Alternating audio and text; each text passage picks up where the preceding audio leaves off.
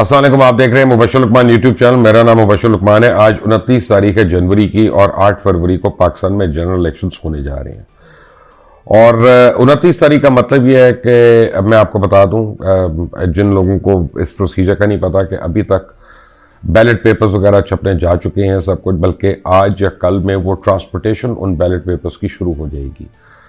क्योंकि जैसे फाटा के इलाके हैं, या आप समझें साउथ वजीरिस्तान है, नॉर्थ वजीरिस्तान है, बलूचिस्तान में दूर इलाके हैं, तो उनमें 2-2 दिन लगेंगे, 3-3 दिन लगेंगे बैलेट पेपर्स वगैरह पहुंचाने के लिए, डब्बे पहुंचाने के लिए। फिर वहाँ पे आरओ का स्टाफ ने जाना है और फिर उनकी वहाँ पे 2 दिन 3 दिन उनकी रिहर्सल्स होंगी, उनकी ट्रेनिंग होगी ऑन ग्राउंड जो होता है। तो अब आप समझें कि एक्चुअली इलेक्शंस हो रहे हैं और आप उस मोड में आ गए हैं, उस मूड में आ गए हैं और उस टाइम लाइन में आ गए हैं कि अब जो कॉन्स्पिरेसी थ्योरीज हैं, जो कल भी मुझे कुछ लोग कह रहे थे कि जी पाकिस्तान में तो एक दिन पहले भी खुदा न खास्ता बंद हो सकते हैं, तो वो होने ना होने का तो मुझे पता नहीं है, लेकिन इस वक्त इलेक्शंस हो रही हैं। कुछ जगहों पे अब तब्दीलियां हो रही हैं कि जो सुप्रीम कोर्ट ऑफ पाकिस्तान के ऑर्डर्स के तहत अब जिन लोगों के नाम इंक्लूड हुए हैं बैलेट पेपर्स में, और इलेक्शन कमीशन ऑफ पाकिस्तान ने कहा था कि जी वहाँ पे वो प्रिंटिंग हो चुकी है तो उनका दोबारा प्रिंट करें, तो उनके एक आधा दिन लेट होगा। लेकिन वो मोस्टली आप समझें ऐसे हलकों में है कि जहाँ पे अगर 2 दिन पहले भी बैलेट पेपर्स पहुँचते हैं तो कोई क़यामत नहीं आ जाएगी, वो वहाँ पे दिल वर्क ओवर देयर। अब पूरी सिनारियो में केपीके अलग है, बलूचिस्तान है, सिंध है, पंजाब है, इस्लामाबाद की सीट्स हैं। इसमें सबसे इंपॉर्टेंट जो है इस वक्त जो बैटल ग्राउंड है इलेक्शन 2024 में, वो पंजाब है। और पंजाब की अहमियत इसलिए है कि यहाँ पे पॉपुलेशन की तादाद सबसे ज़्यादा है और पंजाब में आप ये समझें कि जो हलके हैं वो सबसे ज़्यादा हैं। मैं आपको पहले आज मैं आपको पंजाब के ऊपर एक ओवरव्यू दूंगा कि क्या एक्सपेक्टेड है और यहाँ पे कौन सी पार्टी कितनी सीट्स निकाल रही है। बाकी जिनका मैं नाम नहीं लूँगा वो उनका जिक्र करना जो है वो कोई इतना ज़रूरी नहीं है, लेकिन वो भी कर लेंगे आने वाले दिनों में। पहले आपको मैं ये बता दूं कि इस दफ़ा इलेक्शन में सीट्स की तादाद कम है। पिछले इलेक्शन में 2018 में जो हुए थे तो नेशनल असेंबली की कुल सीटें जो थी वो 342 थीं और 342 में से 171 या 172 चाहिए होते थे कुल मेजॉरिटी वज़ीर आज़म को मुंतखब करने के लिए। ये तो फिगर सबको याद है। लेकिन अब फाटा को मर्ज कर दिया केपीके के साथ, तो फाटा के मर्जर के बाद जो केपीके में मर्ज हुआ उसमें नंबर ऑफ सीट जो है वो कम हो गई हैं। अब ये बन गई हैं टोटल 336। अब 336 में इसका मतलब है जो मैजिक फिगर है, जो जादू का नंबर है, वो है 169। 169 जिसके पास होगी तादाद, वो जो है पाकिस्तान का वज़ीर आज़म बन सकेगा या वो उसका हलफ उठाएगा। अब ये 169 जो है, कहा जा रहा है कि इसमें सबसे इंपॉर्टेंट रोल जो है वो पंजाब ने अदा करना है कि ये कौन इस मैजिकल फिगर तक पहुंच सकता है।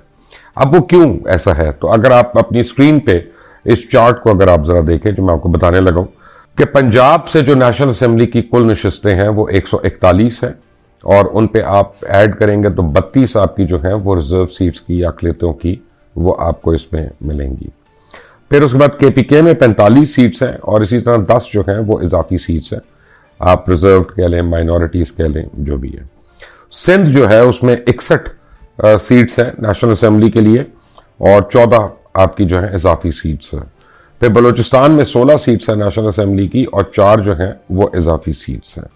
तो ये तो आपका तनासुब हो गया सूबा वाइज।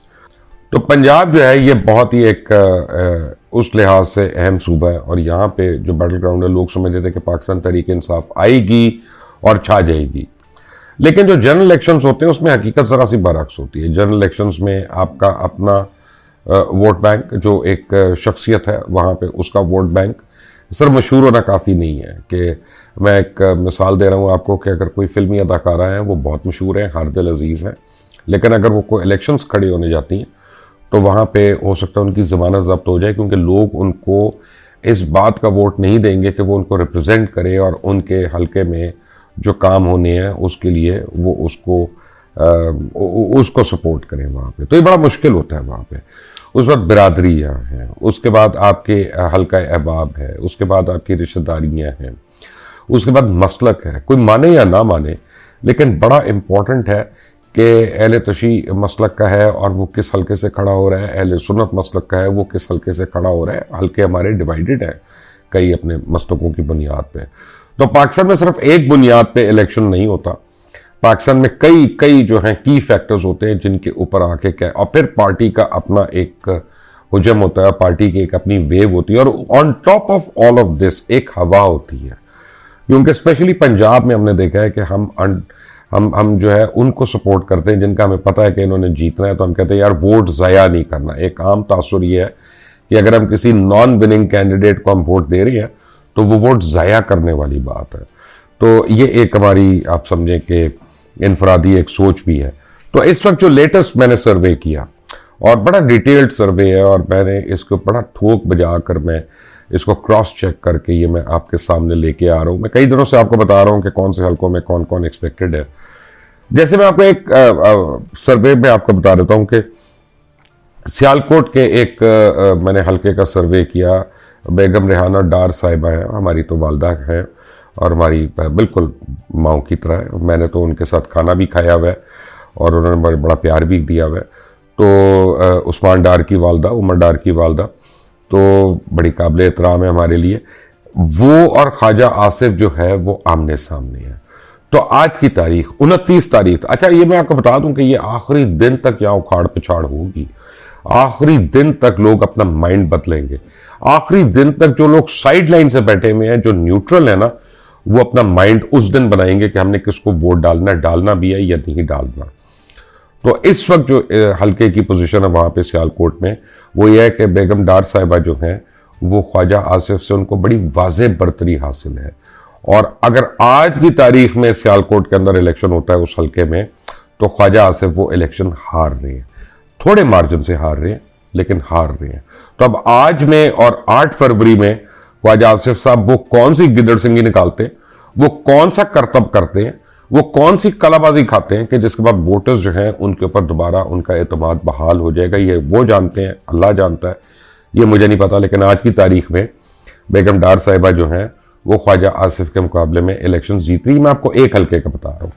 तो ऐसा हर हल्के के ऊपर हमने, हमारी टीम ने, खरा सच की टीम ने इसकी बड़ी रिसर्च की है जाके। तो अब आपको मैं एक ब्रेक डाउन देता हूं, बड़ा मोटा मोटा आपको मैं पहले ब्रेक डाउन देता हूं कि पंजाब असेंबली की जो नशिस्त है, आज पंजाब असेंबली डिस्कस कर लेते हैं, फिर कल पंजाब से नेशनल असेंबली के जो हैं वो मैं आपको लाहौर के को 4-5 नेशनल असेंबली के की फिगर्स है उनका मैं जरूर बताऊंगा क्योंकि लोगों का इंटरेस्ट है उसमें। तो PMLN जो है वो लग रहा है इस वक्त कि 170 से लेके 185 तक पंजाब असेंबली में अपनी सीट्स निकालेगी, और ये एक बहुत बड़ी मेजॉरिटी है। और अगर PMLN ने 170 से 185 तक सीट्स निकालती है, जो कि मेरा सर्वे बता रहा है कि इतनी उन्होंने निकालनी है, तो फिर यकीनी तौर पे मरियम नवाज शरीफ को चीफ मिनिस्टर पंजाब बनने से कोई उनके ऑपोजिशन की जो पार्टी है वो रोक नहीं सकती है। लेकिन इस हालात में पीपल्स पार्टी जो है वो उसकी क्या कारकर्दगी होगी, तो पंजाब में अब उन्होंने एंटर किया है। तो पीपल्स पार्टी में गालिबन 13 या 14 सीट्स जो हैं इनको पंजाब असेंबली में एक्सपेक्टेड है। और 13-14 सीटों का मतलब ये है कि ये यहाँ पे ऑपोजिशन बन सकते हैं। लीडर ऑफ द ऑपोजिशन जो है वो आप समझे कि 13 या 14 सीटों वाला जो है वो लीडर ऑफ द ऑपोजिशन होगा। उसकी वजह क्या है कि पाकिस्तान तहरीक इंसाफ जो है वो पंजाब असेंबली में उसके गालिबन होंगे 65 से 75 कैंडिडेट्स। अब ये जीत तो जाएंगे और ये तहरीक इंसाफ के मैंडेट के ऊपर जीत रहे हैं और वाजे जीत रहे हैं इस वक्त तक, लेकिन इनकी पार्टी जो है वो अब पार्लियामेंट्री पार्टी नहीं होगी, यानी इनको जाकर किसी और पार्टी में शामिल होना है। तो जो मर्जी हो जाए, पाकिस्तान तहरीक इंसाफ वाले जो हैं वो PMLN में नहीं शामिल होते। जैसे इस वक्त PMLN का एक बड़ा सीरियस टसल चल रहा है तहरीक लब्बैक पाकिस्तान के साथ। अब तहरीक लब्बैक पाकिस्तान जो है पंजाब में हर हल्का, मैं क्योंकि पंजाब की बात कर रहा हूं, पंजाब में हर हल्का जो है उसका वहां कम से कम 10 से 15 हजार वोट है हर हल्के में। लेकिन कोई हल्का ऐसा नहीं है जहां तहरीक लब्बैक के पास 2.5 लाख वोट हो या 2 लाख वोट हो या विनिंग तनासुब के साथ वोट हो। तो जब उनकी PMLN के साथ अनबन चल रही है तो वो PMLN का स्पॉइलर तो जरूर बन सकते हैं, खुद विनिंग कैंडिडेट नहीं बन सकते। उस वजह से ये तहरीक इंसाफ को एक फायदा जरूर है, वाज़े बरतरी है कि उसकी 65 से 75 लोग जीत जाएंगे।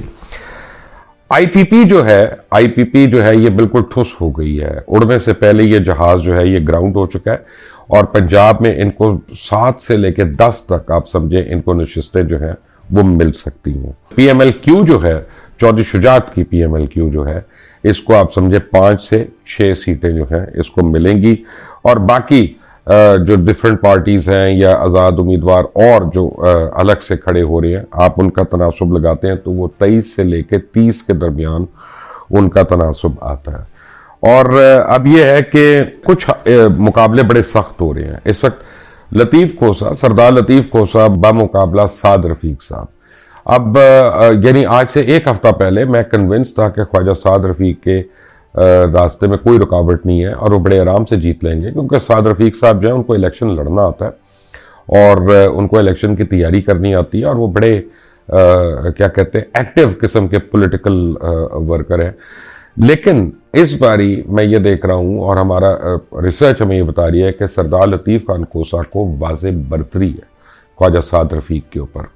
अब ये सिंपैथी फैक्टर है, ये हेट फैक्टर है, ये कौन सा फैक्टर है ये मुझे नहीं पता, क्योंकि अगर आप देखते हैं तो लतीफ़ खोसा साहब वैसे तो साउथ पंजाब के हैं, DG खान के हैं, और वो अगर लाहौर के बस में आके इलेक्शन लड़ते हैं और एक कश्मीरी को उनके अपनी स्ट्रॉन्ग होल्ड से अगर वो वहाँ पे वाज़े अपसेट दे रहे हैं, तो इसका मतलब है कि तहरीक इंसाफ का जो एक हवा है जो उनके वोटर्स के लिए, सपोर्टर्स के लिए, तो वो सरदार लतीफ़ खोसा को बहुत ज़्यादा फेवर कर रही है। तो ख्वाजा साद रफ़ीक को between today and the 8th of February उनको बहुत मेहनत करनी है अपने आप को जिताने के लिए यहाँ पे।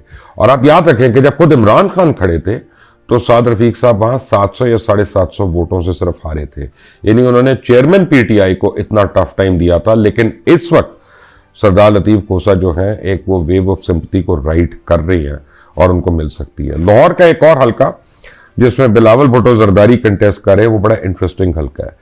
अभी तक अगर आप देखते हैं तो बिलावल भुट्टो जरदारी जो है दूसरे नंबर पे उस हल्के में आ रहे हैं, पहले नंबर पे पाकिस्तान तहरीक इंसाफ का कैंडिडेट आ रहा है और अता तारड़ साहब जो है कहीं बीच में गुम हो गए।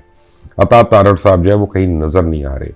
लेकिन जिस तरह से बिलावल भुट्टो साहब की टीम कैंपेन कर रही है वहां पे, वो मैं कन्विंस्ड हूं कि बिटवीन टुडे एंड 8th वो टेबल्स टर्न करेंगे। उनके जो इशू बना हुआ है उनके लिए वहां पे, वो एक मसीही पूरी कम्युनिटी है जो वहां पे है और जिनको अब मनाने की कोशिश की जा रही है और उनको अपनी साइड पे करने की कोशिश की जा रही है, जो मुझे यकीन है कि पीपल्स पार्टी में इतनी स्ट्रेंथ है और इतनी डेप्थ है कि वो उनको कर लेगी। तो यकीन से मैं आपको कह सकता हूं कि बिलावल भुट्टो जरदारी के 8 फरवरी को लाहौर से इलेक्शन जीतने के चांसेस बहुत ब्राइट होंगे और ये पीपल्स पार्टी की बहुत बड़ी विक्ट्री होगी अगर वो ऐसा जीतते हैं। इसी तरह मरियम नवाज और सनम का जो मुकाबला हो रहा है वो बहुत ही क्लोजली नेट मुकाबला है और अभी तक सनम बीबी को शायद उसमें वो एज टू एज आ रही है मरियम बीबी के साथ। और हालांकि सनम की जो शॉर्ट टू फेम है वो कुछ भी नहीं है टिकटॉक्स के अलावा, या शायद इसलिए कि वो PTI के अंदर एक वो आप समझें कि विक्टोरियस किस्म का उनका एक स्टांस है जो PTI जिसकी बड़ी कदर करता है। तो ये हल्का बड़ा अब इंटरेस्टिंग होगा। मुझे लगता है कि मरियम नवाज जीत तो जाएंगी but she will really have to work very hard over here. जहां तक बेगम यास्मीन राशिद साहिबा का और नवाज शरीफ साहब का ताल्लुक है तो कोई मुकाबला नहीं हो रहा। मियाँ साहब बहुत सीरियसली बहुत आगे हैं यहाँ पे और इस हल्के में, और वो बड़े आराम से, यानी आराम से तो नहीं लेकिन कंफर्टेबली बेगम यास्मीन राशिद को वो हरा लेंगे यहाँ पे। और उसमें बड़े फैक्टर्स हैं, जिसमें कश्मीरी बरादरी है, उसमें और लोग हैं, उसमें मियाँ साहब का एक अपना वेट है, तो it's not a small thing कि वहाँ पे ऐसा हो। तो पंजाब के अंदर इलेक्शन जो है ये बहुत ही इंटरेस्टिंग स्टेज पे दाखिल हो गया है और ये मेक और ब्रेक इलेक्शन होगा कई जमातों के लिए, क्योंकि याद रखिएगा कि ये इलेक्शन 2024 जो है ये कई शख्सियतों के लिए जिंदगी का आखिरी इलेक्शन है। वो उम्र के इस हिस्से में पहुंच चुके हैं कि वो इसके बाद शायद 5 साल के बाद इलेक्शन लड़ने के काबिल ना रहे, और ये उनकी उम्र की वजह से मैं कह रहा हूं, मैं किसी और वजह से नहीं कह रहा। तो ये 2024 का जो इलेक्शन है ये पाकिस्तान में नए फेसेस लाने के लिए भी ये बड़ा इंपॉर्टेंट होगा और अगले इलेक्शंस में नए फेजेस के लिए जगह बनाने के लिए बहुत इंपॉर्टेंट होगा। लेकिन पंजाब का चार्ट एक दफा दोबारा देखें, जो मैंने आपको बताया कि PMLN जो है एक्सपेक्ट कर रही है यानी हमारी इत्तला के मुताबिक 170 से 185 पंजाब असेंबली की सीट्स, पीपल्स पार्टी जो है 13 से 14 पंजाब असेंबली की सीट्स एक्सपेक्ट करेगी। पाकिस्तान तहरीक इंसाफ 65 से 75 असेंबली की सीट्स, आईपीपी 7 से 10, पीएमएलक्यू 5 से 6 और बाकी जो रेस्ट है वो 23 से 30 के दरमियान है यहाँ पे। और इस वक्त की जो एक्सपेक्टेशन है वो ये कि मरियम नवाज शरीफ सीएम पंजाब हो सकती हैं, बल्कि होंगी, क्योंकि अगर पीएमएलएन को ये वाज़ेह बरतरी मिलती है जो मैंने आपको बताया, तो फिर उनको सीएम बनने से कोई नहीं रोक सकता सिवाय सनम जावेद के। अब देखते हैं कि उस हल्के का इलेक्शन कैसा होता है। Stay tune to Mubasher Lucman YouTube channel में आपके पास बहुत खबरें लेके आने वाला हूं और अब आपको रोज की बुनियाद पे मैं आपको डिफरेंट हल्कों के मुतालिक जो रिजल्ट्स है फोरकास्ट करूंगा। याद रखिएगा 2018 में वाहिद हमारा प्रोग्राम था पूरे पाकिस्तान में जिसने पाकिस्तान तहरीक इंसाफ को 115 नशिस्तें दिलवाई थी। आज भी आप समा टेलीविजन की आर्काइव देखेंगे, आपको उसे मिल जाएगी। और उस वक्त मुझे इमरान खान ने भी बुलवाया था, उन्होंने स्पेशल मुझसे पूछा था कि यार वाकई इतनी मिल रही है हमें, हमारे हिसाब से तो 75 आनी चाहिए। मैं कहनी 115 आ रही है, क्योंकि हम एक एक हल्के में गए थे और हमने उसके ऊपर वर्किंग की थी। इस चैनल को सब्सक्राइब करना मत भूलिएगा, बेल आइकॉन को प्रेस करिएगा, इसको लाइक करिएगा और इस वीडियो को शेयर करिएगा सारों से, ताकि लोगों को अब आइडिया होना शुरू हो जाए इफेक्टिव कि कितनी सीट्स है और कहां कहां टसल हो रहा है और कौन सी इंपॉर्टेंट और टर्निंग फैक्टर्स होंगे उसमें। Until the next time, Allah Hafiz.